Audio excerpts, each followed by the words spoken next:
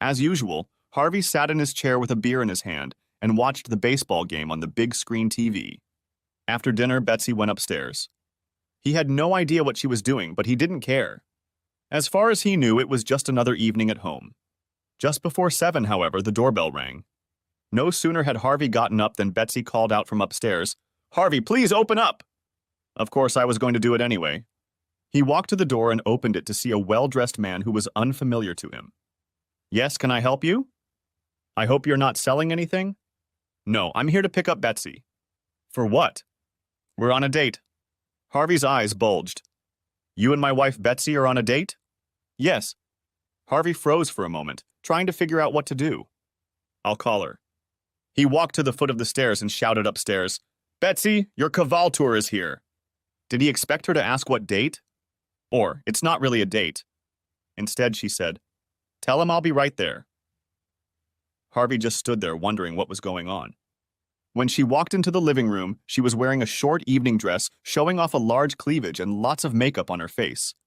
Harvey asked, "Betsy, tell me what the hell is going on?" "I'm going on a date." "Married women don't go on dates with anyone but their husband." I'm sick of spending my evenings drinking beer and watching curling or some other exciting sport. The most I want you to do is burp or fart.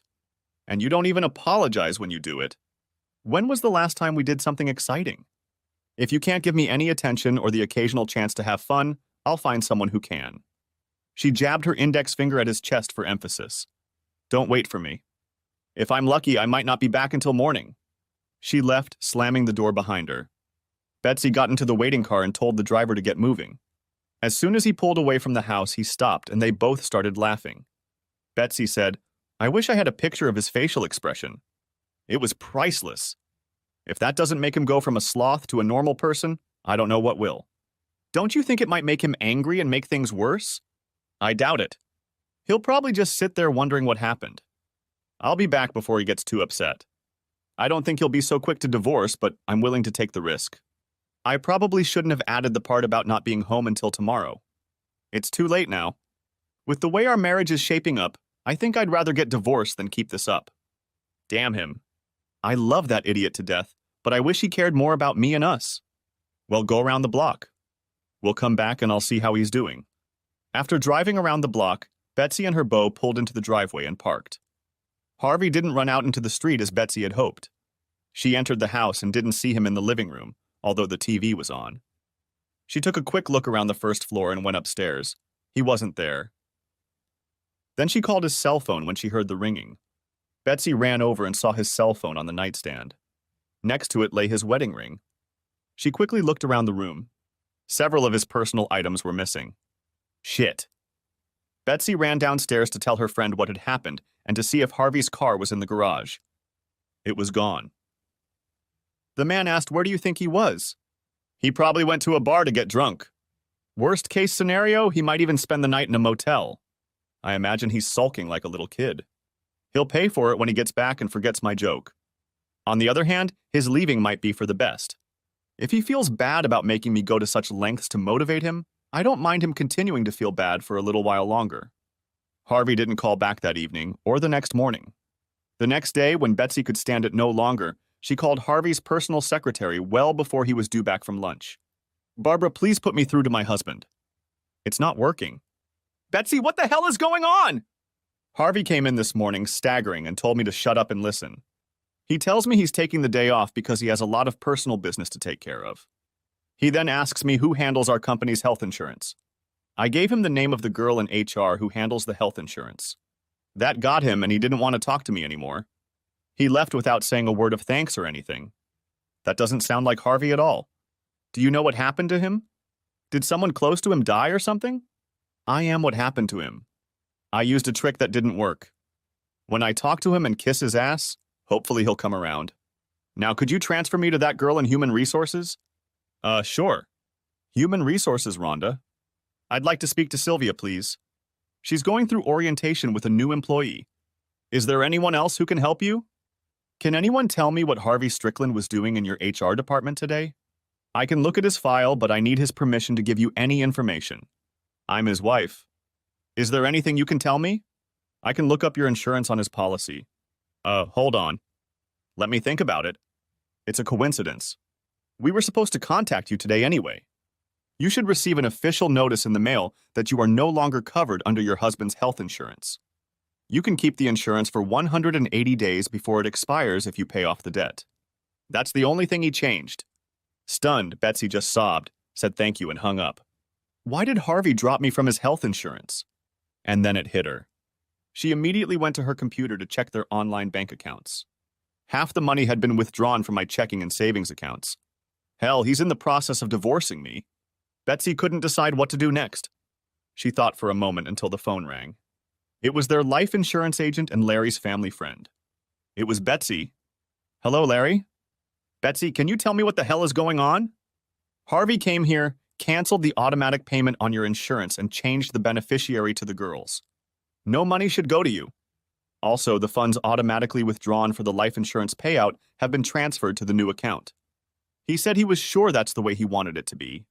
I'll have to send you a formal notice of the change of beneficiary and the termination of the life insurance benefits.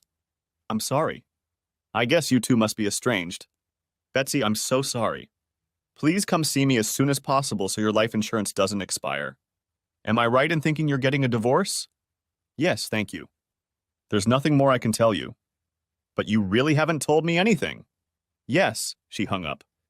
2 minutes later, their lawyer, neighbor, and friend Doug called. Betsy dumbly answered. Hello? Betsy, it's Doug. Can you tell me what the hell is going on?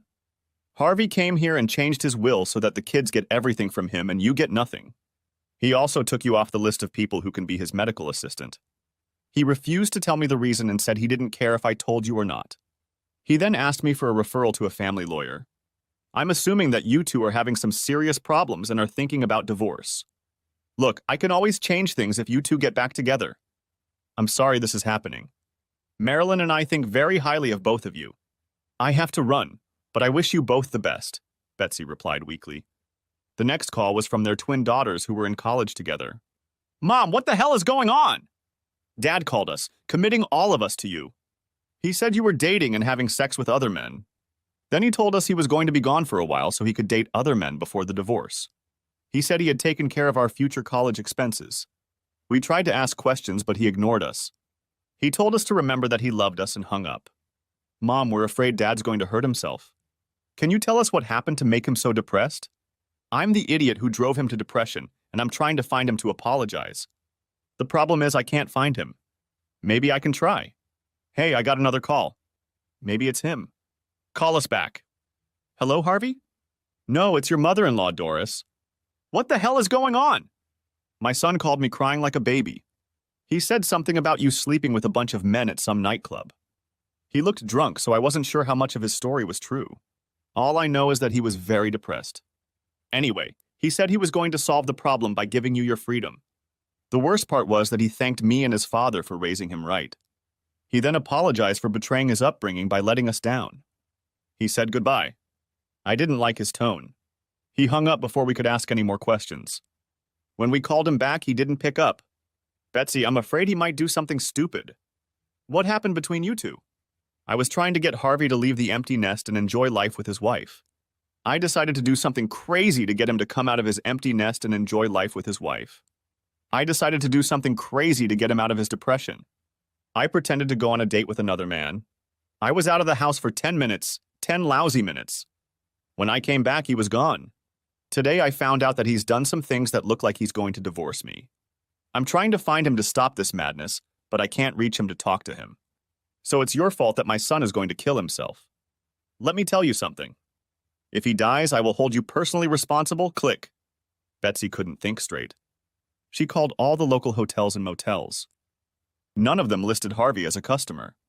Betsy called the police and tried to file a missing persons report, saying she was afraid he would commit suicide. That information didn't make any difference. She would have to wait another day before reporting it. Betsy took a sleeping pill to help her sleep, although the thought of suicide in the event of Harvey's death crossed her mind. Fortunately, she knew the code to the safe where Harvey kept the automatic pistol and ammunition. Waking up sleepy, she turned on the news on the television. The local news station was broadcasting a live interview from the scene. This is Lamar Jackson of TV3 News. Looks like Bender's Curve took another victim or victims last night. We have Sergeant Cantor with us, State Police. Sergeant. Cantor, can you tell us exactly what happened? It looks like the car went off the cliff. You can see that it went through the strongest part of the barriers. The driver was either unlucky or he knew what he was doing. What do we know so far? Given the lack of signs of braking, it is possible that the driver may have lost consciousness, been under the influence of alcohol or drugs, or committed suicide.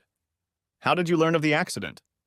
Police were called by a driver traveling in the opposite direction. He's here now. The camera switched to the young man. The reporter approached him. Young man, what's your name? I'm Sean Carpenter. Am I on TV? I just want to say hi to my mom. Hello, Mom. He was smiling from ear to ear. Sean, tell us what you saw. I was driving home and I saw a big truck coming my way. It swerved a little and then pulled into my lane. I hit the brakes and all of a sudden it swerved to the right really fast, hit the guardrail, and went off the cliff. Can you describe the truck?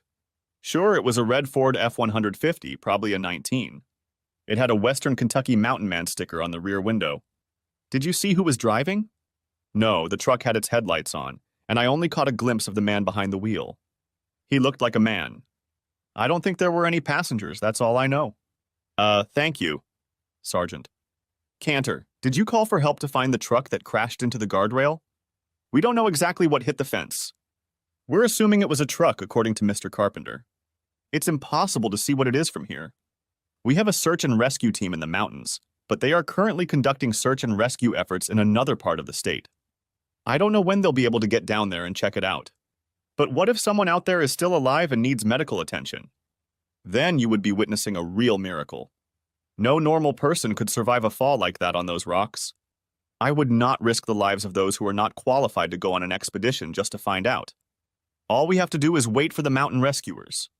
Bets didn't have to wait to guess what had happened and who had died. She started crying as soon as they said, a red Ford F-150 with a WKU Hilltopper sticker. She paid no attention to the ringing phone. She had been sobbing alone for the third hour when the twins showed up. When she didn't answer the phone, they got worried and rushed home to be with her. They received a call from their grandmother, telling them that there was a news report on TV about a red F-150. Despite the lack of a body, they were almost certain it was their father who had crashed. The older twin answered her mother's call and handed her the phone. The name of the law firm was on the identification line. Hello, this is Betsy Strickland.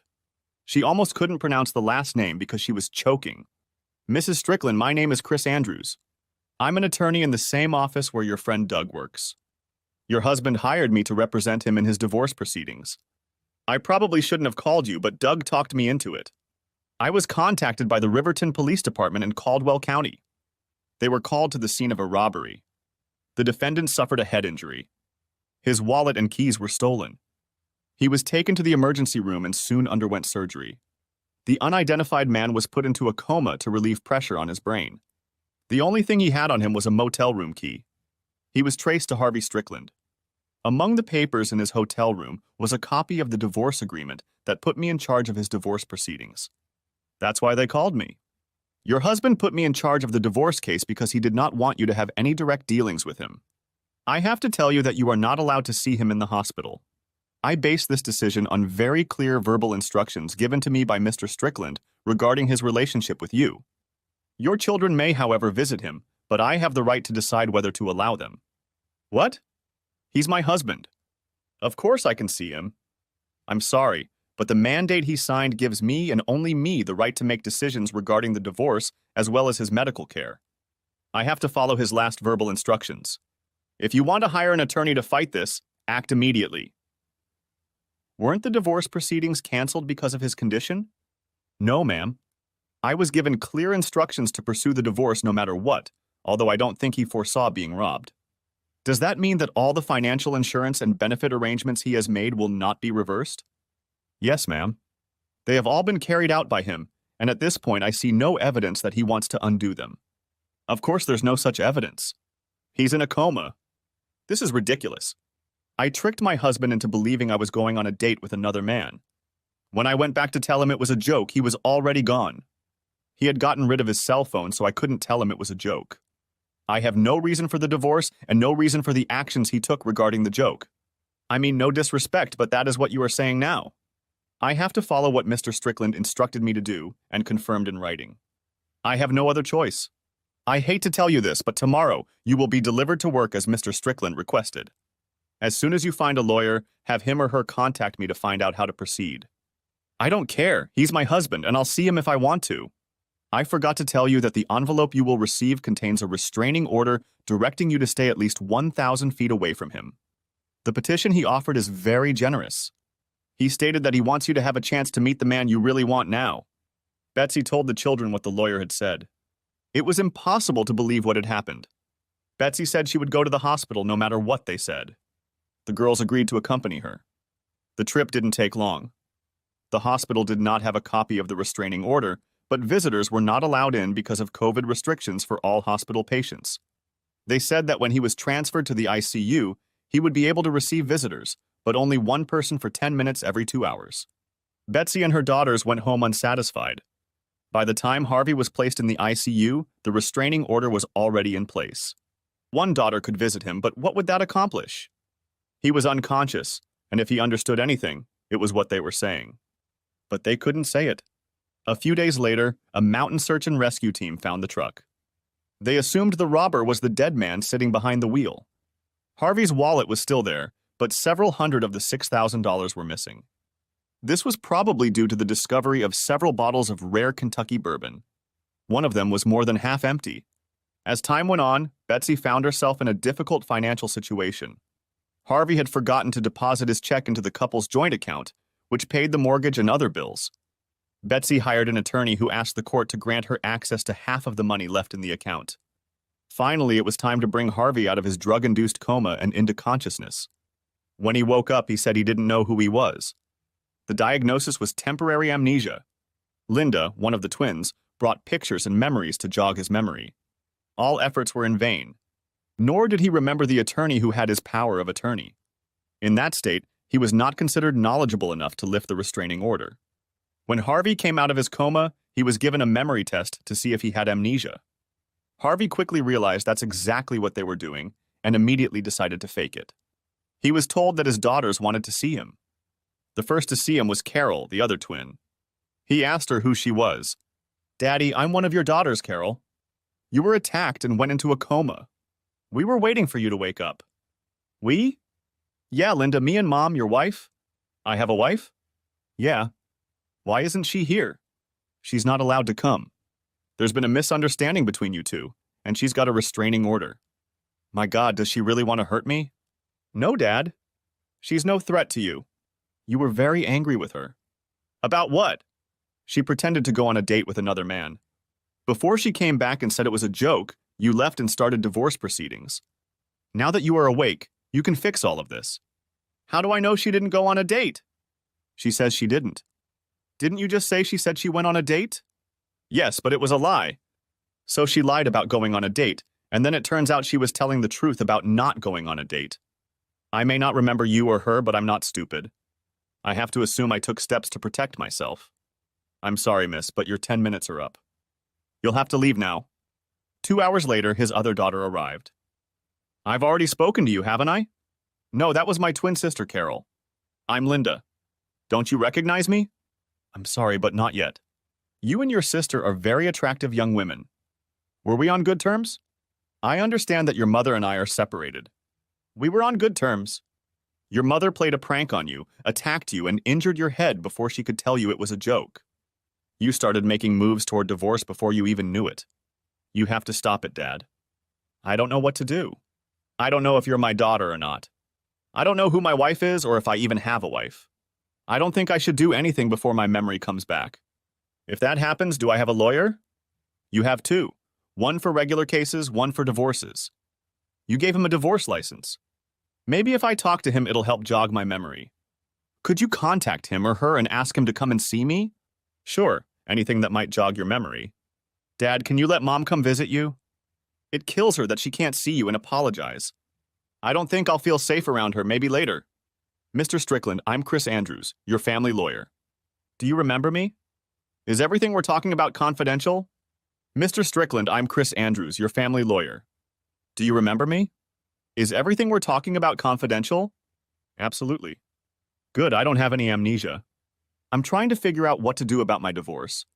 All I remember is asking you to give her more so she could move on without me. That's right. She's been sued and given an attorney. You want to terminate the contract and stop the divorce? No and no. Can you investigate her alleged lack of visitation and let me know what you find? I can hire someone on your behalf if you let me. Do that. Harvey continued to pretend he had amnesia and kept talking to his daughters, ignoring their requests to see their mother and stop the divorce. He waited for a report from his attorney. The report came a few days later. According to private investigators, there was not enough evidence to prove whether or not she went on a date. The man she was with swears nothing happened, but he's married and may be afraid to tell the truth. It's up to you to believe her or not. I was afraid of that. Thank you for the information. I think it's time for me to get my memory back. I want you to continue with the divorce proceedings. Carol was the only one who heard him say her name from memory.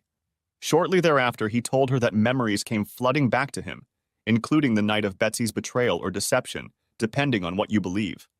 He agreed to meet with Betsy. After hugs and tears, Betsy began, Harvey, it was a deception, a sneaky deception to get you to change. Doug and I only drove 1 block away, but when we came back, you were gone. How do I know that's true? I can have Doug come in and tell you. He's the one who helped me pull this stunt. So I'm going to have to take the word of the man you cheated on me with to convince me that you didn't cheat on me. I'm sorry, but that dog doesn't hunt. I tried to call you, but you left your phone at home. I sat and waited for you all night, but you never came back. Was anyone there while you waited? Doug was there for a couple hours and then he went home. Somehow I'm sure he'll vouch for you. I waited to hear from you until the next day when I called your office. That's when I found out that you treated my fake affair like scorched earth. You looked like you couldn't wait to get rid of me. Why wouldn't I be? You told me to my face that you were going to cheat on me. You said you wanted another man who stood in front of me in my house. I was devastated. But because I loved you, I wanted to give you what you wanted as soon as possible. Besides, I no longer wanted to be married to you because you were no longer honoring our marriage vows. Why prolong the agony? Let's just get a divorce. I don't want a divorce. I didn't plan to cheat on you and I never have. I wanted to encourage you to fight for me and bring life back into our marriage. Obviously, I chose the wrong way to do it. I'm so sorry. Please, Harvey, stop the divorce and let's get our lives back together. I love you. Even if what you said is true, and I still don't believe it, you played a cruel, vile joke on me. I don't know if I want to stay married to a woman who does these things. Right now, I'm continuing divorce proceedings and I'm going to move into my own apartment when I get out of the hospital. Harvey, this is such a waste of money. You have a house and a bed. I'll move to another room in the house for a while if that's what it takes to get you back. Visiting time is over and I want to see my daughters. Betsy was sent out of the room. The twins tried to support their mother. Neither of them could explain how much time their mother had spent with Doug that night, so it didn't matter to Harvey. When it came time to check out, he moved into an apartment near his work. The divorce continued until it got to the point where Betsy's lawyer demanded mandatory counseling for them, 12 sessions. Harvey offered no resistance. Betsy went first. I love my husband very much. We had a wonderful marriage and raised 2 wonderful girls together. I think the void syndrome hit him harder than it did me. I wanted to fill that void by spending more time with him doing different things, not just physically being together in the same house. Harvey seemed to distance himself from our marriage. Our sex life remained the same as it had been when we had to have sex at Tim's house when the girls were unlikely to hear. Their absence didn't change anything for Harvey. I decided to shake him into paying more attention to me. I talked a male friend from work into joining me in what I called shock therapy. One night, I pretended to go on a date with him. My beau and I drove around the block so I could come back and tell Harvey it was a joke to get him angry about our marriage again. When we returned 10 minutes later, he was gone, and I didn't get a chance to talk to him. I waited until the next day when I called his office and learned that he had taken several steps to divorce me. A few days later, I learned that Harvey had been robbed and was in a coma. When he came out of the coma, he didn't believe that my fake date was a ruse and I wasn't actually seeing other men. He has been seeking a divorce ever since. I apologize for my wrong actions and beg him to give me a second chance. Harvey, how do you describe what happened? She's accurate in some of what she said, but she left out a few details. When her boyfriend showed up, she not only told me that she was dating him despite my objections, but also stated that she hoped to spend the night having sex with him. At that moment, I realized that my marriage was dead. I decided it was my fault that our marriage was failing, so I wanted to leave as soon as possible. I left my home and hers so that she could have the man she wanted, and I could have the opportunity to start over. I took steps to separate us quickly. I gave power of attorney to an attorney because I didn't want to even think about Betsy anymore, let alone talk to her. I would give her a generous divorce and move on with my life. I didn't know they were going to rob me, and I certainly didn't expect to be in a coma. When I came out of the coma, I didn't remember who I was. Sometimes I wish I had stayed in the coma and recovered my memories of that night. Betsy claims she didn't actually go on the date, but offers no proof. In my opinion, it's just as likely that she did go on a date and slept with this guy, Doug. I think she only changed her mind when she realized how this was going to turn out for her socially and financially. Now I'm being asked to believe that it was just a joke, and I should go back to living with a woman who didn't mind breaking my heart. Even if she is telling the truth, she is a wife who has proven herself willing to hurt me when she sees fit. How can I live with that? Every night when I come home, I have to think about what awaits me. A loving wife or a cheating wife on a date. It's better if we're divorced. She and Doug can live together, and I can try to move on. Sounds like we have a lot to talk about. Everything was going along just fine until Betsy brought Doug in for a session. Harvey, I want to apologize for my involvement in the prank. Betsy assured me that everything would be fine. I had my doubts when she got in my car. I swear we only drove a block before we drove back to the house. She was shocked to find out you'd left. We found out you had abandoned your phone when we found it in your room. I stayed with her, waiting for you to return. Most of the time, she complained about what we had done and how much you meant to her. After a while, I left, apologizing again. Do you believe me now, Harvey? His words certainly sound sincere, but maybe he's just a good actor. Harvey, there seems to be nothing I can do to prove to you that it was just a joke. Regardless of the precedent, I will never make fun of you again. Can't you just trust me? Let's see. You lied to me the other night when you told me you were going to spend the night with Doug, and then claimed you didn't do anything. Now you're repeating that you're not lying. Further, do you want me to believe that you won't do anything like that again in the future? How do I know where the lies are and where the truth is? It comes down to trust, Harvey. If we're going to get back together, you have to trust me. If you can't do that, I'll agree to divorce you. The counselor has spoken. I have a proposal. How about a prenup that stipulates that if Betsy does this again, you get all the assets and the divorce? Would you be willing to sign it, Betsy? Yes. Harvey? I think I can try. Betsy came over and hugged him. Harvey gradually returned to his marriage to Betsy. It took quite some time before he and Betsy were in the same bed. Their interaction was very fragile. Over time, they developed a relationship that included more outings, doing chores together, visiting their daughters, and traveling. Their sex life became more active than before the incident. Betsy began to feel comfortable at home. One day, Harvey called and asked Betsy not to cook dinner. It sounded like they were going somewhere. He had to hang up quickly, so Betsy didn't know what the reason was. She remembered that his job was undergoing a reorganization due to a merger. Betsy assumed that he had received good news about his position after the reorganization. Harvey entered the house and immediately went upstairs. "I'm getting changed for tonight," he commented on the way out. Soon the doorbell rang. Betsy opened it. Standing before her was a woman who looked about 10 years younger than they were. She was very attractive and professionally dressed. "Yes, can I help you?" "I'm here about Harvey. We're going to a place tonight." Betsy remembered the incident he'd been trying to forget. She thought he'd finally decided to get revenge. An idea of what to do came to mind. She invited the woman in. "You have a lovely home, Mrs. Strickland." "Thank you, Mrs. Strickland." "Excuse me a minute. I need to tell Harvey you're here." She called out, "Harvey, your companion is here." His reply was inaudible. She assumed he said he would be right down. She turned back to the woman. Betsy was about to ask her a question when she heard Harvey coming down the stairs. She sprang into action. Betsy wrapped her arms around the woman's throat and began to choke her lightly. "The bitch who steals husbands!" The woman, who Betsy had mistaken for part of a reverse joke, began to struggle. Harvey shouted, "Betsy, stop! What the hell is going on?" Betsy started laughing. "I caught you trying to make fun of me this time." "What kind of joke?" "This is my new merger manager, Amanda Briggs." "Amanda, I'm so sorry. I don't know what's gotten into her." Amanda frowned, looking at him. "I like to think my charges are normal people, both on and off duty. You can say goodbye to your new position if that's what you consider normal. I'll be sitting in the car waiting for you to take me back to the hotel." Amanda, please give me a chance to explain everything before I do something rash. She ran out the door. Betsy was crying, sitting on the couch. Thank you so much, Betsy. Just when I thought our marriage was getting better, you ruin our marriage and my job. That's it. I'm leaving to try to save my job. I'm not coming back and saving my marriage. He headed for the car. Betsy ran upstairs and fell on the bed, sobbing. What the hell is going on? What have I done? What the hell is going on? What have I done? About 15 minutes later, Harvey and Amanda returned to the house.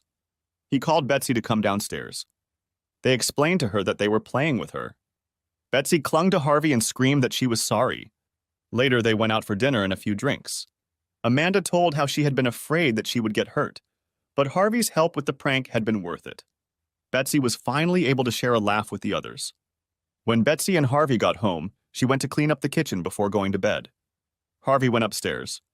He immediately saw that his automatic pistol, which he had kept locked up, was lying on Betsy's nightstand. Examining the gun, he found that there was a cartridge in the chamber and the safety was off. His heart dropped to his stomach. Subscribe to our channel so your second chapter doesn't fool you, and go ahead and listen to the next story, because this story doesn't compare to the next.